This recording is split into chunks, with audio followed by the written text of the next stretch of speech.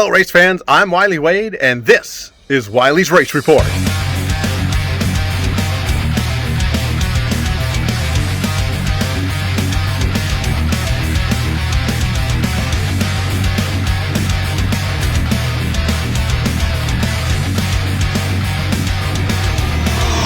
Hello, race fans. I'm Wylie Wade, and this is Wylie's Race Report, looking back at Ocean Speedway from Friday night, August 22nd, 2025, where the IMCA Modifieds, IMCA Sport Modifieds, the South Bay Dwarf Cars, the Hobby Stocks, and the Four Bangers were all in action. Take a look at this, find out what's coming up this Friday night. Then we'll let you know who won last Friday night. This Friday night, the clay will fly and the champions will rise. It's championship night at Ocean Speedway. After a season of fierce battles and photo finishes, it all comes down to this. The best of the best are going full throttle in the Ocean Sprints presented by Taco Bravo, the IMCA Modifieds, IMCA Sport Modifieds, Hobby Stocks, Four Bangers, and the South Bay Dwarf Cars. Everyone fighting for the crown. Gates open at 4:30. Mud packing begins at 5:15, followed by heat races that are going to kick off a night of non-stop action. The grandstands will be rocking, the track will be blazing, and the championship dreams will be decided in the dirt. Ocean Speedway, where Friday nights roar, hearts race, and champions are made.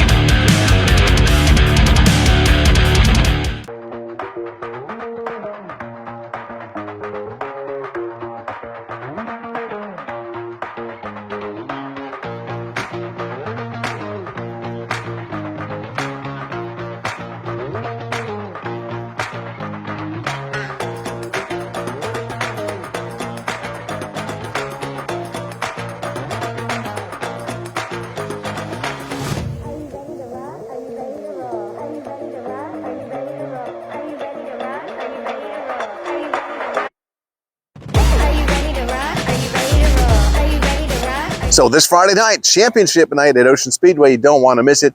Everybody's going to be there, and we're going to crown some champions. It's going to be a great time on Friday night, the 29th of August, 2025. So this past Friday night, when I was down there, I had a chance to talk with a legend, 2020 Stock Car Hall of Famer, Jim Pettit. Take a look. Here with the 2020 West Coast Stock Car Hall of Famer, multiple-time champion, and your record of accomplishments is 1.5 miles long. So I've been very fortunate, that's for sure. Jim Pettit, driver of the 6 IMCA Modified these days, and I've been doing these interviews for the last half season, kind of changing up the Wylie's Race Report, doing it, and I had to come talk to you. I'm wearing the shirt today because what's coming up in just over a month? The Pat and Jim Pettit shootout here at Ocean Speedway, October 3rd and 4th. I just scratched my head. I can't believe it's the 15th annual coming up. Isn't that crazy? It is. It's unbelievable how time has gone, but it's been, you know, people that run it come here had a good time, and we're going to continue to try to make it the event to come to be part of, and we're working on it. So, well, I know listening to the racers throughout the year, this is one of the highlights of the year. People will save their cars for this race. People talk about this. The packs. Or the pits are absolutely packed for the weekend. It is, everybody has a blast. Yeah, we're very blessed with that. That, like you said, you know, people actually plan their vacations around this event to make sure that they can be here, and I guess it shows what you're doing and we're doing and our group is doing is pretty cool, because they put that much effort in to make the show, and that's why we do what we do, is to make it enjoyable, and even if you don't have the best nights of racing, at least you hopefully have a good night, 2 nights of hanging out here, all the events that we do, and including the car show. Yeah, and that's so the car show's Thursday night. Right. And where's that at? We're still working on a location. We're not sure where we're going to do it this year, but we have a couple places we're looking at, but you don't want to say anything until you have it kind of ironed down. But we have some stuff in the works, and hopefully we'll have it out here in the next week or two, and get more information out there rolling, because there's a lot to do in this, and with racing and doing this and running a business, like we all have a regular job, and it's just a lot going on, but we got a lot of stuff working, and I got a great group of people that help us with this deal, so we'll hopefully have a bunch more information out there in the next couple weeks. All right, we'll let you know right here on Wylie's Race Report. I have a blast when I come down. I get to come down and and do that. And I'll tell you, by the end of Saturday night, I'm wore out. Well, I know, but it's like I keep telling people, man, we got so much going on. It's like I really shouldn't even be racing this event because there's so much going on, and I'm trying to make sure that all the drivers and the competitors and everybody's having a good time and making sure you guys are being taken care of, and the officials aren't having any issues. And unlike you, when it's over with, I jokingly tell Adrian all the time after the car show, I said, "Oh, you're good to go. All your stress is over. You got 2 nights of racing and having fun now. No more worries." But when Saturday comes over with, man, I am just friggin' wore out. But it's a good time, and I get to see a bunch of people that we don't normally get to see during the year. And the race has been pretty phenomenal the last amount of years, and it's been really good. So yeah, we need to see the grandstands full too, because those races, people are here to race. They're here to win, and they're racing hard. Yeah, that's the one thing that really, I scratch my head on is just how the demographics have changed so much in racing, and we have such a hard time of getting people in the grandstands. Because I can remember what it was when I started, and our stuff's getting better here for our event. It just takes time, and we're working on it, but it's just getting the word out, and it takes time, and it's getting better. So we just take one race at a time and keep working on it. Okay, so that's Pettit Shootout, October 2nd. Car show, 3rd and 4th. We'll let you know where the car show is going to be 3rd and 4th right here at Ocean Speedway. You don't want to miss it. It is a blast. If you can't make it both nights, at least make it Saturday night. Yes. Or if for some reason you can't make it Saturday, come Friday night. Both nights are fantastic racing. Yeah, Friday night if you want the after race experience with the live band, and we're going to have baked potatoes again this year. The Lions Club's going to be on. So that was a big hit last year. So we decided to continue on with that.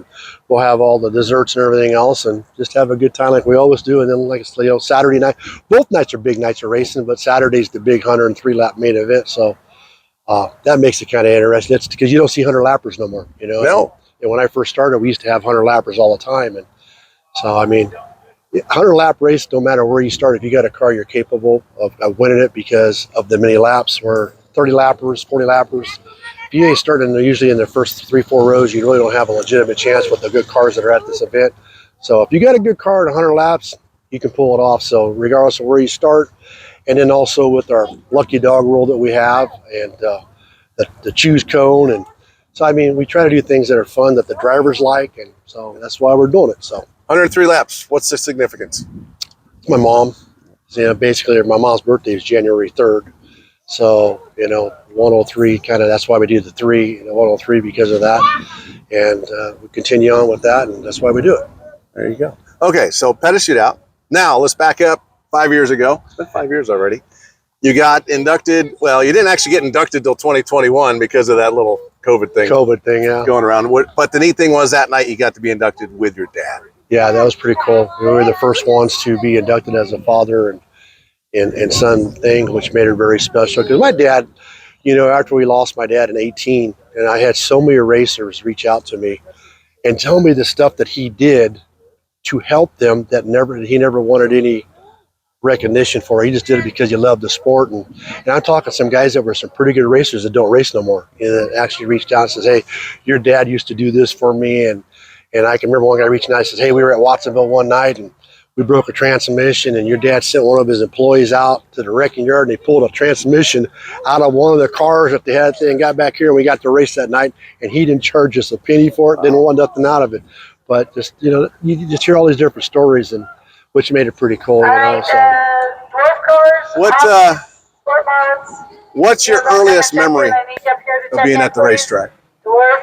Well, I used to come out here, before I started racing. So I can remember I remember coming out here when, in 76, 77, and used to watch, Mr. Ken Na, who's parked next to me, and now his grandson is racing, Caden Perez, so he's racing. So now, not only did I get an opportunity to race against Mr. Knott, I got to race against his son, Kenny, and now I'm getting to see his grandson race, which is pretty cool.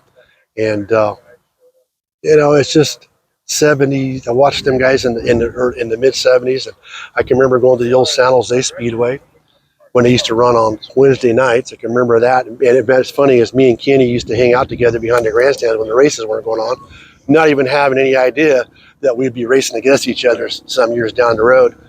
And I've been to Antioch too. I used to go to Antioch, and when my brother-in-law started racing, because my brother-in-law at the time wasn't my brother-in-law, but my dad and them built a car for a guy that worked for him. He only ran one race, and he had a little altercation in the figure eight, and then had an altercation with a friend of mine afterwards, and he said, I don't need this no more. And that's how my dad got together with John Kelson, my brother-in-law, and that's how John started driving my dad's cars. And then so we kind of traveled places before I became old enough to drive. So that's how we basically got into racing. My dad and a couple that used to work with him used to come out here every night. They went all the different places, and we used to get to go with them, and that's my earliest memories of racing before I got into racing. And then now, naturally, my father-in-law is J.D. Willis, and I can remember going to Antioch in the first few years, and the grandstands were always packed there. And I can remember that, I used to joke to myself, and when they would go to introduce JD, they wouldn't even get, his nickname was You Betcha.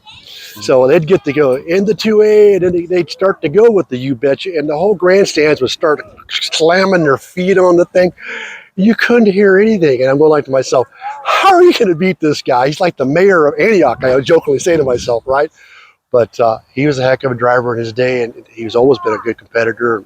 One of the cleanest guys that I've ever ran, I guess. I'm not saying it because he's my father-in-law, but he won his share of races. I can remember watching him running the Sportsman's here. Yeah. Did not even realizing that one day he'd be my father-in-law. But those are the memories I remember from the beginning. I bet my best friends through the racing. So that's why I keep doing this and keep coming out here and going to the different places that we race, is because this is where I started. Even though I was lucky enough to go on and do the pavement stuff and the NASCAR stuff and everything else, this is where I started, so this is why I keep coming back. Well, that's the interview with you is going to be multiple show at different times. I'm going to have to catch up with you, because your history and your experience, you've got to you could write a book on the stories. Yeah. So just a 10,000-foot overview. Tell everybody what you have raced. Well, I've raced. I've run streets. I started off in late model stock cars. Mm-hmm.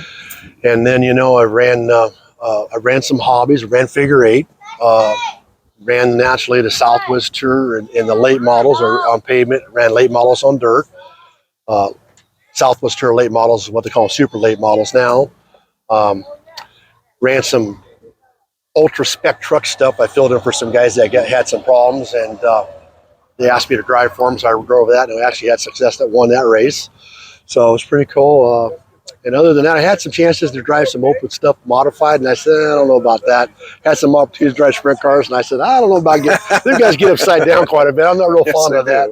So that's pretty much what I've done, just stick to the, and then actually the modifies, IMCA modifies.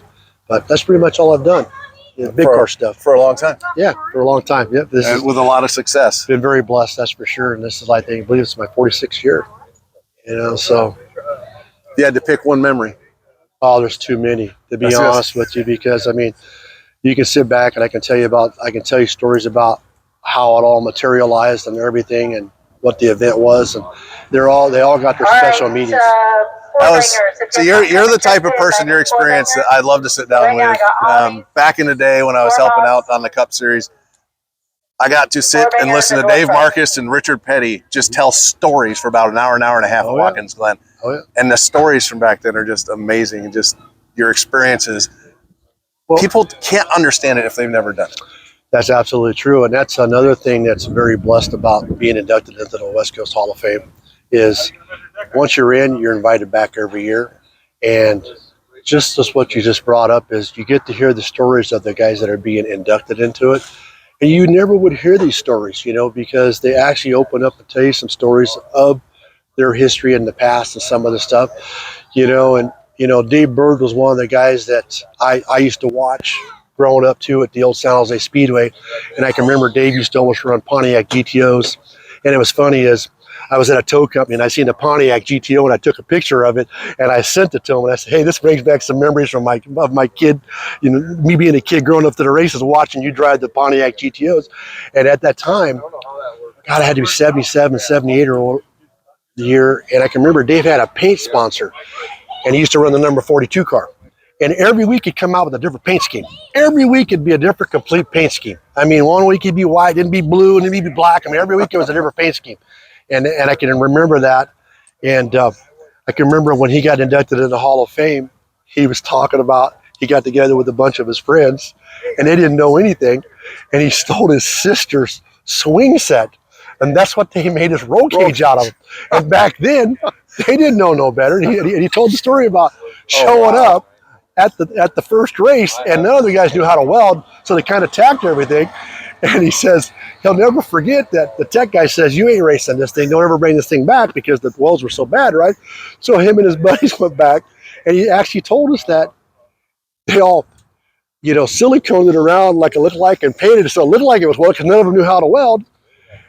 And then somebody put it on the scales. He was like 400 pounds lighter than anybody at the time. But you joke about this is like anybody in their right mind would have never gotten in that car. No. And David told us that he was still driving that car to and from school. When he started this still, so he had the doors welded up, so he'd have to climb in and out of it. But stories like that, like I'm saying, I'd raced against Dave for all these years. We've been fierce competitors and friends, but I had never heard that story. He'd never shared that until when he was being inducted. He brought that up, and it's like, wow. And just all the other guys that from all the different forms of racing, like you're talking about, the stories that they tell you, it's like, it's unbelievable some of the stuff them guys did and what they've accomplished and how they accomplished it. It's just very cool. Yeah. We'll get into more stories. Okay, a couple things I always ask on my show. So we have to do it. What do you do on your daytime? What's your income? My income is me and my wife, we own an auto recycling company. So I'm basically in a truck every day. So I'm either picking up cars at a tow company or I'm hauling the cars in a big rig to the mills. So I'm always on the road. So it's like when we have an off weekend and someone says, "Hey, you want to go somewhere else?" And I'm good. That's all I do is drive. So that's what I do during the daytime. And then, naturally hang out back at the place of business and interact with my employees and make sure we're getting everything lined up that we need to get lined up for the next day and so on and so on. All right. You're not at the racetrack. You're not at work. What do you do for fun? And you're not working on race cars. What do you do for fun? Well, I like hanging out with my friends, but mainly it's just like when we have a little bit of downtime, I'm just good with staying at home and spending time with my animals. We got some cats and dogs. We got cats and a dog. And got a couple of chickens that we rescued, and you don't really interact with chickens, but the cats, they're kind of like, I turn into like a lap cat. They all like kind of little personalities, and just like to relax and hang out and watch some kind of good TV. Pick a show and that's an interest us and just kind of relax. Very good. All right, so I will be back with him because he's tons of stories. We haven't even scratched the surface. But Jim Pettit, driver of the 6. IMCA Modified here and getting ready to have some fun. And don't forget Pettit Shootout. Jim and Pettit Shootout coming up 2nd, 3rd, and 4th of October. 2nd, we'll tell you where that's coming up, but 3rd and 4th, the car show in a second. 3rd and 4th right here at Ocean Speedway. It is a great time and some absolutely fantastic racing. Absolutely. Thank you, sir. Thank you, sir. It was great talking to Jim, and as I talked about in that's not going to be the last time I'm going to talk to him. He has got a lot of history, a lot of stories, and I look forward to catching up with him again in hopefully the not too distant future. This Friday night, championship night at Ocean Speedway. You don't want to miss it. The 29th of August, 2025. I will be there filling in yet again, and we are going to have a great night of racing. And as Jim and I talked about a bunch, the Pettit Shootout coming up, the Pat and Jim Pettit Shootout on October 3rd and 4th. You don't want to miss that either. Great weekend of racing. They have the modifieds, sport modifieds, and the hobby stocks, and it is intense racing, folks. If you've never been to it, you gotta get there. This Friday night, the clay will fly and the champions will rise. It's championship night at Ocean Speedway. After a season of fierce battles and photo finishes, it all comes down to this. The best of the best are going full throttle in the Ocean Sprints presented by Taco Bravo, the IMCA Modifieds, IMCA Sport Modifieds, Hobby Stocks, Sport Bangers, and the South Bay Dwarf Cars. Everyone fighting for the crown. Gates open at 4:30. Mud packing begins at 5:15, followed by heat races that are going to kick off a night of non-stop action. The grandstands will be rocking, the track will be blazing, and the championship dreams will be decided in the dirt. Ocean Speedway, where Friday nights roar, hearts race, and champions are made. That's going to do it for this episode of Wylie's Race Report. Until next time, I'm Wylie Wade. Goodbye, everybody. Allergies. 3, 2.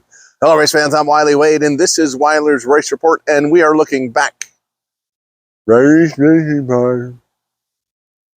Race number 12.